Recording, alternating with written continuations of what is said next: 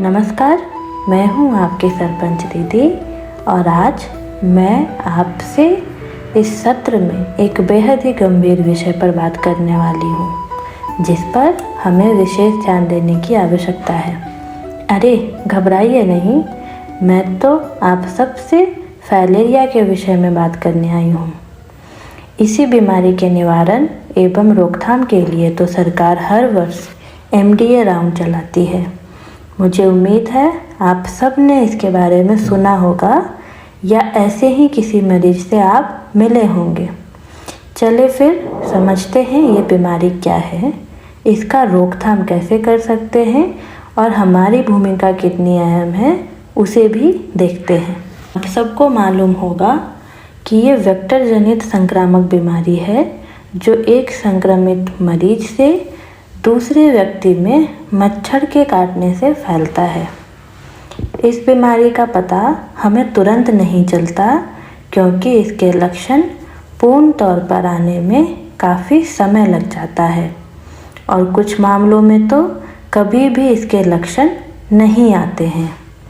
तो क्या अब आप सोच सकते हैं कि ये कितनी भयंकर बीमारी है? हमारे आसपास कई लोग इस बीमारी से संक्रमित हो सकते हैं पर पता चलना मुश्किल है। क्या आपको मालूम है कि वैश्विक स्तर पर जितने भी लोग इस बीमारी से ग्रसित हैं उनका 40% मामला केवल हमारे भारतवर्ष में है। 20 केंद्र शासित प्रदेश और राज्य इस बीमारी के प्रकोप में हैं और लगभग 250 जिलों को एंडेमिक जिलों की श्रेणी में चिन्हित किया गया है। अगर कुल जनसंख्या को देखें तो लगभग 600 मिलियन लोग इस बीमारी से संक्रमित हैं। क्यों है ना विकट स्थिति?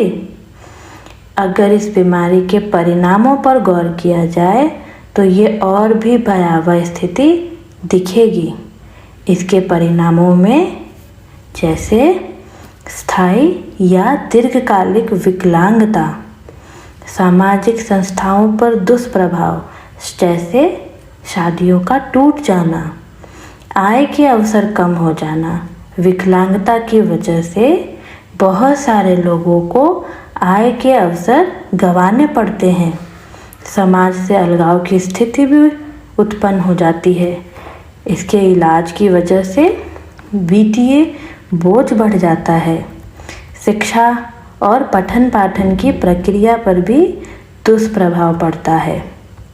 सामाजिक समस्याएं और बढ़ती जाती हैं। समाज में भेदभाव एवं कुरीतियों को भी बढ़ावा मिलता है।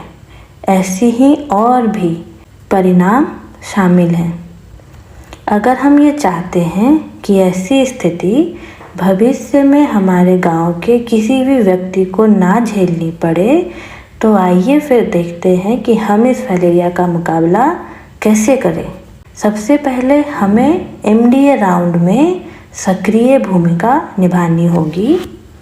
प्रभावित आबादी की पहचान के लिए रात्रि रक्त सर्वेक्षण, नाइट ब्लड सैंपलिंग करवाने में स्वास्थ्य कर्मियों को सहयोग देना होगा। प्रभावित लोग सही तरीके से इलाज करें, इसके लिए उन्हें प्रोत्साहित करना होगा। गंभीर रूप से प्रभावित लोगों को विकलांगता प्रमाणन दिलाने में सहयोग भी करना होगा। तो सबसे पहले ये समझते हैं कि MDA क्या है और इस बीमारी से निपटने में हम और हमारे पंचायत में कैसे सहयोग कर सकते हैं। MDA एक निवारक उपाय है जिसके तहत एक क्षेत्र में सभी लोगों को सुरक्षित और सस्ती दवा का सेवन करने के लिए प्रेरित किया जाता है, भले ही वो बीमार हो या ना हो, संक्रमित हो या ना हो, ताकि बीमारियों के प्रसार को नियंत्रित किया जा सके। इसके मुख्य रूप से 2 उद्देश्य हैं। पहला, पीड़ित लोगों को बीमारियों से उबारना और पूरी आबादी को भविष्य के संक्रमण से बचाना। एक जनप्रतिनिधि के नाते अगर हमने अपने पंचायतों में MDA को सही तरीके से कार्यान्वित कर दिया तो उसके बहुत से लाभ हमें और हमारे समुदाय को मिल सकता है। जैसे बीमारियों का मुकाबला करना और उसको नियंत्रित कर सकते हैं, साथ ही भविष्य में इसके प्रसार को रोक सकते हैं।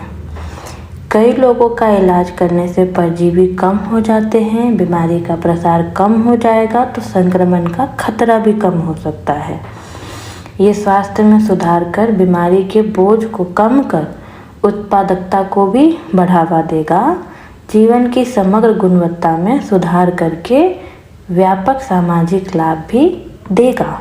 एमडीए में अक्सर स्वास्थ्य देखभाल प्रणालियों को मजबूत करने और स्थानीय क्षेत्रों में स्वास्थ्य सेवाएं वितरण में सुधार लाने हेतु अपेक्षित सहयोग भी दे सकता है।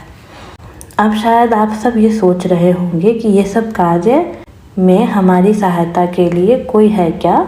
जी हाँ, हमारे पास मानव संसाधन के अतिरिक्त कई सरकारी योजनाएं हैं जिसको हम पंचायत में लागू कर इस बीमारी से अपने पंचायत को मुक्त कर सकते हैं और स्वस्थ पंचायत की अवधारणा को बल दे सकते हैं। अगर मानव संसाधन को देखें तो हमारे पास फ्रंटलाइन वर्कर्स जिसमें आशा, एएनएम, स्वास्थ्यकर्मी इत्यादि शामिल हैं, स्वयं सहायता समूह, गैर सरकारी संगठन, युवा क्लब इत्यादि भी हमारे पंचायत में हैं। इसी क्रम में अगर सरकारी योजनाओं को देखें तो हमारे पास राष्ट्रीय वेक्टर जनित रोग नियंत्रण कार्यक्रम, स्कूल हेल्थ कार्यक्रम, national health mission, Ayushman Bharat, disability certification इत्यादि भी मौजूद हैं। ये सब स्कीम हम सब की पंचायतों में है, आप सब ने सुनी होगी, परंतु एक समस्या के लिए सब स्कीम्स और मानव संसाधन को लगा दिया जाए तो समस्या बिल्कुल ही छोटी हो जाती है। आप इन सब से सहमत होंगे। तो चलिए अब जल्दी से देखें कि सरपंच के तौर पर आपकी और मेरी क्या भूमिका है। तो सबसे पहले हमें ग्राम पंचायत फोरम का गठन करना है अगर नहीं हुआ है तो, और इन सदस्यों का उन्मुखीकरण एवं क्षमतावर्धन करना भी हमारी जिम्मेदारी है। इनके द्वारा डेटा का संग्रहण करना है और हॉटस्पॉट की पहचान करनी है। ग्राम सभा बुलाकर फाइलेरिया के लिए दवा लेने की ज़रूरत पर बात करना और इस पर जागरूकता फैलाना।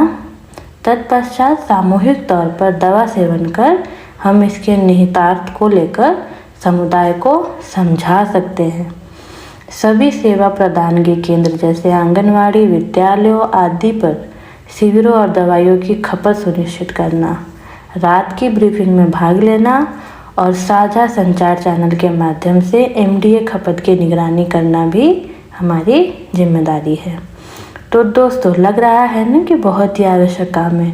अब जल्दी से देखते हैं कि इसके लिए हम चरणबद्ध तरीके से कौन कौन से कदम हमारी पंचायत के लिए ले सकते हैं ताकि हमारा पंचायत फाइलेरिया मुक्त बन सके। तो सबसे पहले हमें फोरम सदस्यों को एक साथ बुलाना है और फाइलेरिया के मुद्दों पर चर्चा करना है।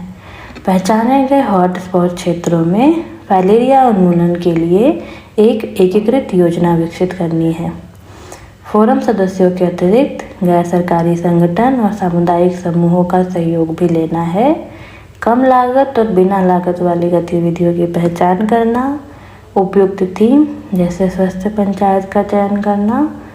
अगर नए वित्तीय वर्ष की कार्य योजना बन रही हो तो सभी चिन्हित गतिविधियों को जीपीडीपी योजना में शामिल करना। मच्छर नियंत्रण कार्यक्रम का समुचित क्रियान्वयन, बेहतर स्वच्छता और अपशिष्ट निपटान प्रथाओं को बढ़ावा देना, नियमित तौर पर समीक्षा बैठक का आयोजन करना और कार्य प्रगति पर ध्यान देना। ब्लॉक स्तर पर फाइलेरिया से जुड़े एमडीए की प्रगति से संबंधित रिपोर्ट साझा करना एवं संक्रमित लोगों के लिए एमडीए के बाद अनुवर्ती योजना तैयार करना। आज के इस सत्र में इतना ही। जल्द ही आपसे मिलूंगी एक नई अवधारणा के साथ। तब तक के लिए आप सभी को मेरा नमस्कार। अलविदा दोस्तों।